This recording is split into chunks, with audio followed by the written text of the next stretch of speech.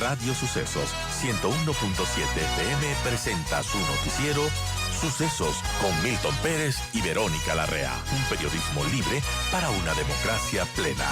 Los hechos y las opiniones de los sucesos que marcan nuestro tiempo.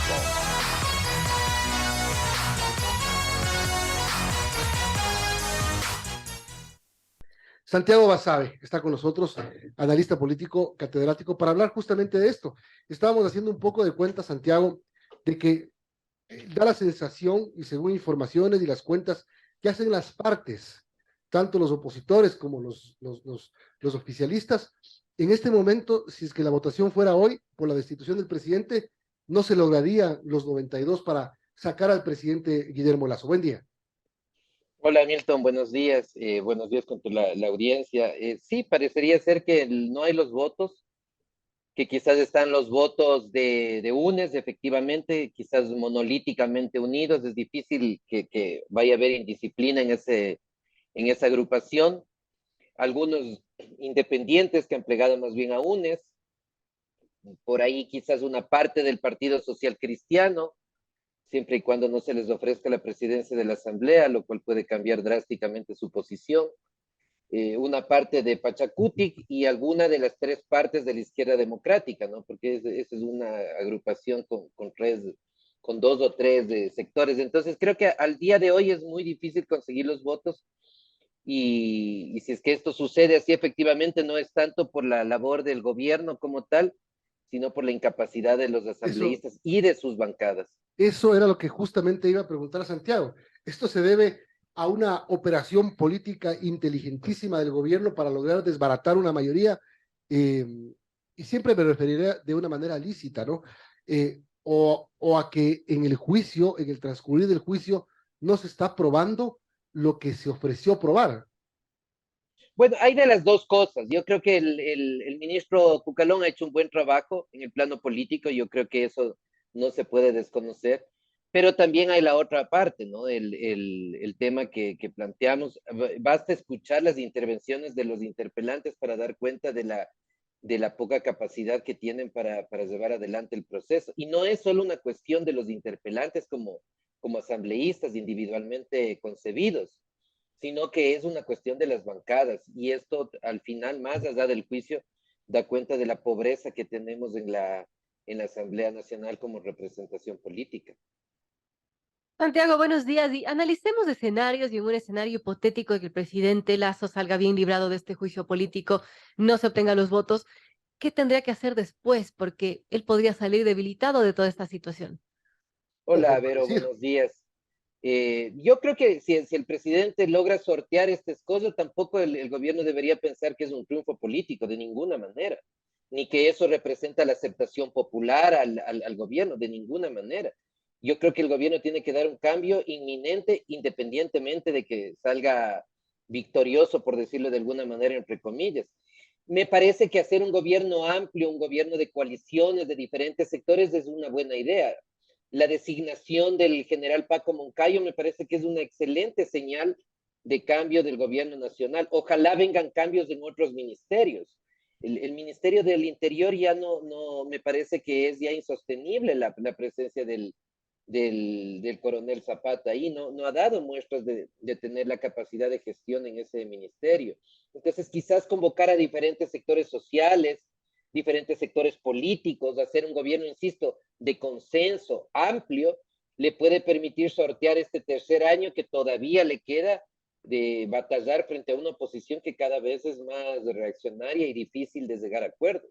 Ahora, si el presidente Lasso sortea el juicio político y lo que tú dices, Santiago, formar un gobierno de coalición, evidentemente si sortea el juicio político será porque bloques políticos como Pachacuti, la izquierda democrática, evitaron que se caiga, porque básicamente va a depender de ellos. Entonces, en el día siguiente, después de la interpelación y de la votación, el presidente debería llamar y gobernar con estas dos fuerzas políticas.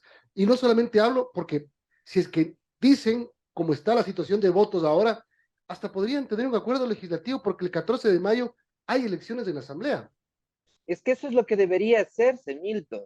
En ese sentido, a mí me parece que se ha satanizado exageradamente las declaraciones de este audio filtrado, además como ahora es tan normal en algún periodismo filtrar audio sin ningún problema, de la señora Velázquez cuando ella habla de cogobierno, cuando habla de pedir ministerios. ¿Mm? Eso es parte de la política. Me parece que eso es a lo que debería tender la política, que un presidente diga, el ministerio tal o cual no está a mi cargo, yo soy el ente rector como ejecutivo, pero quien administra va a ser el partido A, B o C, para de esa manera compartir responsabilidades de forma abierta y transparente.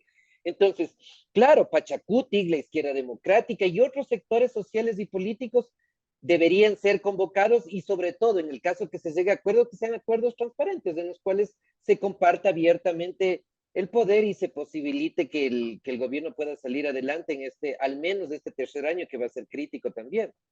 De acuerdo a los plazos que están corriendo y a las fechas que tenemos en el calendario, el juicio al presidente será evidentemente después del 14 de mayo y antes del 24 de mayo. Es decir, en dos fechas claves, porque el 14 se eligen autoridades. A lo mejor si ahí vemos quién va a ser la nueva autoridad de la Asamblea y cómo se reparten las comisiones, ya podremos imaginarnos cuál será el resultado del juicio.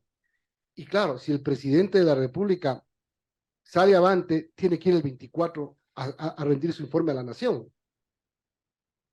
Claro, son 2 semanas claves con una cuestión adicional que está de por medio, que es la posibilidad de la muerte cruzada, que siempre está ahí presente. Total. En el caso de que las cosas cambien en el transcurso de estas 2 semanas, el presidente también podría optar por esa posibilidad. Entonces, son momentos de una coyuntura bien complicada en el país, que es difícil prever lo que puede pasar en el mediano plazo. Y el mediano plazo en el Ecuador es un día a otro, no es 2 o 3 meses, es un día a otro.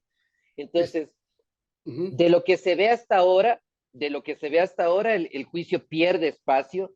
Ayer existieron 2 hechos decisivos, la detención del asambleísta por un delito terriblemente repugnable desde la organización social como es la violación, y esta denuncia de la asambleísta de ex Pachacutic, la asambleísta Paz Miño, que da cuenta en buena medida de cuál fue su actuación previa. Me parece que cuando denuncia lo que hace es desnudar sus falencias respecto al informe del caso Amazonas Tankers, que sale en un sentido y en un sentido opuesto del que se lo pretende plantear ahora en el juicio político.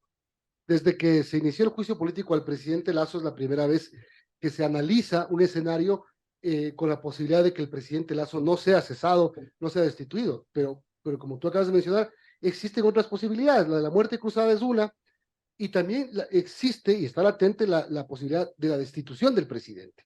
El día después de la destitución del presidente, ¿qué podría pasar? Aparte de que sepamos que Alfredo Borrero va a asumir eventualmente la presidencia.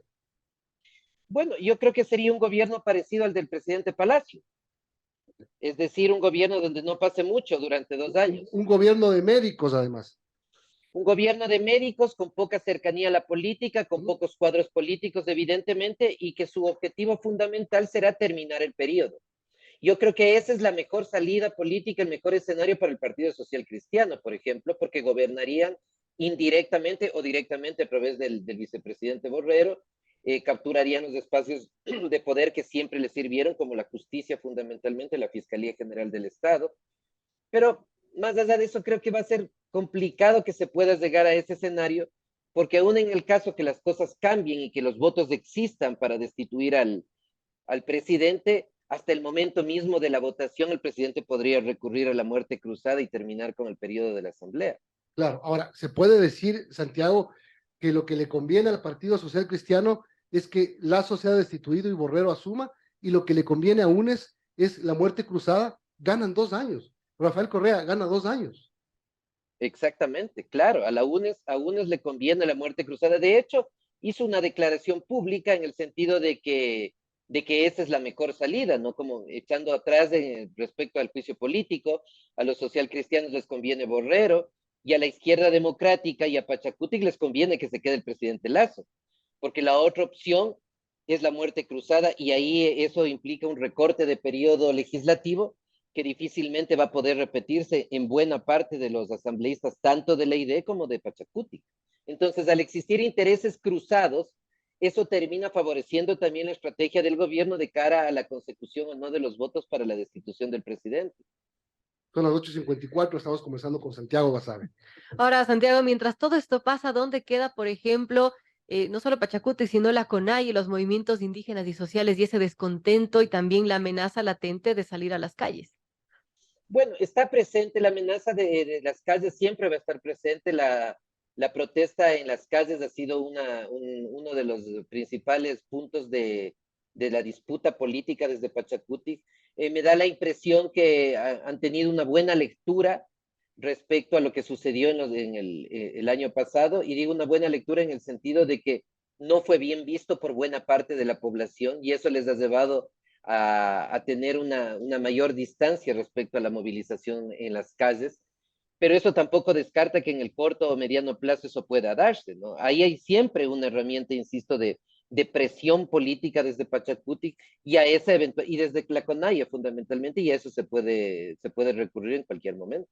Pero ¿por qué se puede interpretar de que Leonidas Issa se ha frenado un poco en sus intenciones de calentar las calles? Porque en enero estaba prevista una movilización, luego Leonidas Issa dijo, si el presidente firma la muerte cruzada, hacemos levantamiento, ahora dijo que si el presidente firma la muerte cruzada, irán a presentar una demanda en la Corte Constitucional.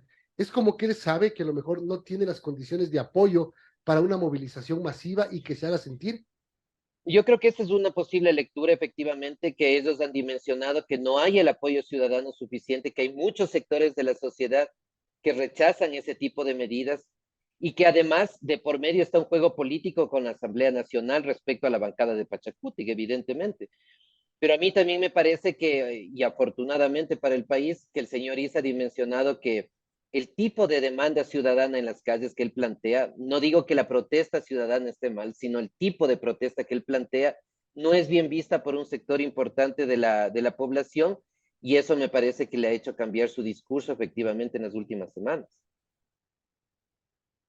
Y bueno, ¿qué podemos esperar entonces de lo que se venga con todo esto, el descontento social, la inestabilidad política y bueno, este juicio que nos ha paralizado casi unos 3 meses?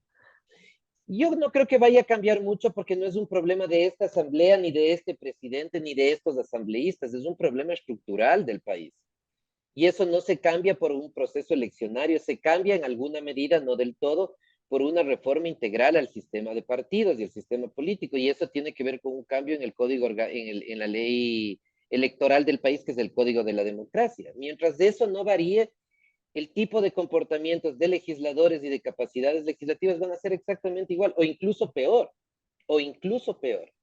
Y el problema de fondo ahí es que todos los partidos, sin excepción, se sienten muy cómodos con la forma de funcionamiento del sistema político porque se benefician todos en términos políticos en algunos casos y en términos de vínculos con negocios ilícitos también, algunos de ellos, porque hay que decirlo que es así.